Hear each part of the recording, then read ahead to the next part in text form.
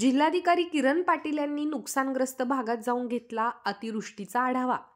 पेनटाकळी कोराडी प्रकल्पासह देऊळगाव साकर्शा येथील नुकसानीची पाहणी। बुलढाणा जिल्ह्याच्या मेहकर चिखली तालुक्यात 2 दिवसापासून अक्षरशः ढगफुटी सदृश पाऊस पडलाय। यामुळे मोठ्या प्रकल्पांची दरवाजे उघडण्यात आल्याने नदी नाल्यांना पूर आलाय। या सर्व परिस्थितीचा बुलढाणा जिल्हाधिकारी डॉक्टर किरण पाटील यांनी आढावा घेत नुकसानग्रस्त भागाची पाहणी केली आहे। पेनटाकळी कोराडी प्रकल्पासह देऊळगाव साकर्शा येथे भेट घेत जिल्हाधिकाऱ्यांनी योग्य त्या उपाययोजना करण्याच्या सूचना केल्या आहेत। सोबतच रस्ते बंद असल्यास पर्यायी मार्ग उपलब्ध करून द्यावेत। आपत्तीग्रस्तांना मदतीसाठी स्थानिक प्रशासनाने बचाव पथकामध्ये समन्वय ठेवावा।